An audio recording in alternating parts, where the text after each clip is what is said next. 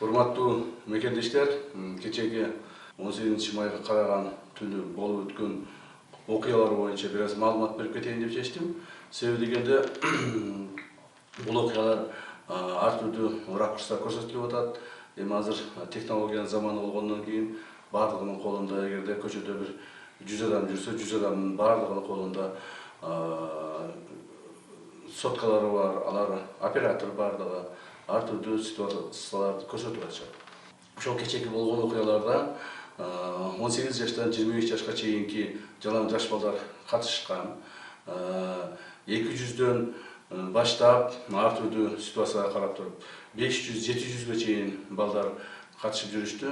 Жана ошол балдардын негизги талаптары бул ушул биздин мамлекетибиздин тегерегинде иштеген, жанагы башка мамлекеттен келип иштеген мигранттардын көбөйүп кетүүсүнүн негизинде. Бул Бангладеш, Пакистан, Индия, Египет жана башка өлкөлөрдөн келип окуган студенттердин, алардын кылган жумуштарынын өтө көп болуп кетишине байланыштуу болгон. Бул балдардын, кечеги чыккан балдардын койгон талаптары да кайсы бир деңгээлде туура деп эсептеймин.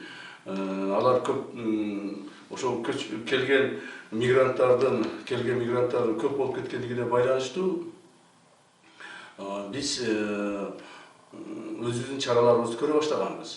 Мына жакында эле ошол апрель айынын башында болуш керек.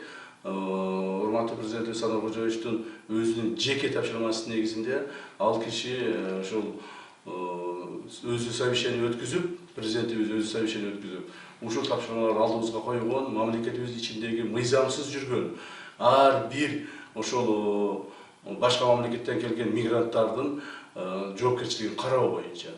Ошонун негизинде апрель-май айларында өтө активдүү жумуштар жүргүзүлдү жана азыр дагы жүргүзүлүп жатат. Күнүнө жок дегенде 20-30дан 50дөн ошол мыйзамсыз жүргөн мигранттарды биз таап чыгып, жана аларды мамлекеттен чыгаруу аракеттерин көрүп атабыз. Мына ошол мамлекетибизге келген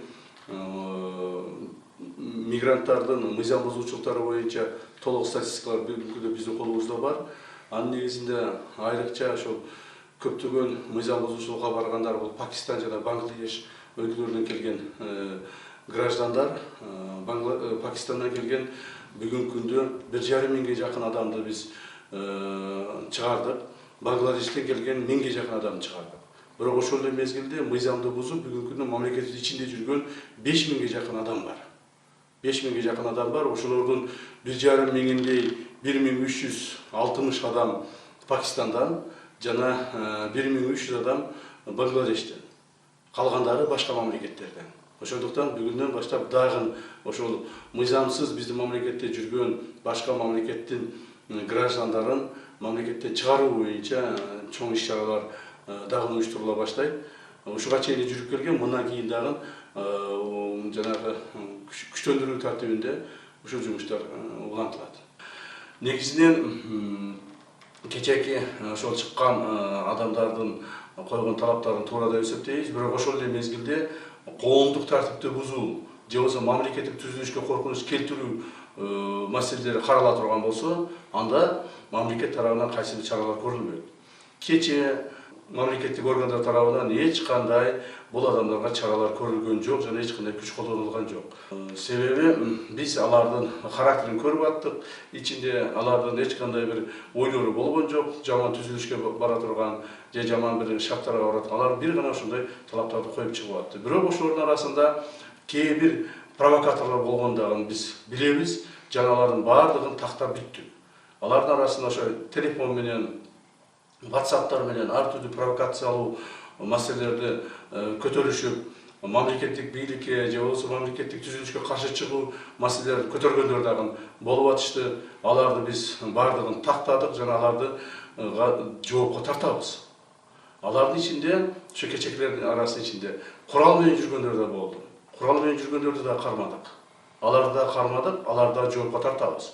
Себеби ошол курал эгерде капысынан атылып кете турган болсо, кимдир бирөөгө тийип провокация кыла турган болсо, анын кийинки последствиясы жакшы болмок эмес. Ошондуктан урматтуу мекендештер, биз мамлекеттик түзүлүш, мамлекеттик органдар мамлекетибиздеги жашаган ар бир жанагы коопсуздугун сактап, жана ошолорго шарт түзүү берүү боюнча милдеттерибизди так аткарып жатабыз. Жана мындан ары да так аткарылат. Мындан ары эгерде дагы ушундай бир маселелер чыга турган болсо, ошол маселелердин баардыгы бир саясий өңүткө өзгөрүлүп кете турган болсо, биз чара көрүүгө толук болгон мүмкүнчүлүгүбүз бар, мүмкүнчүлүгүбүз жетишет.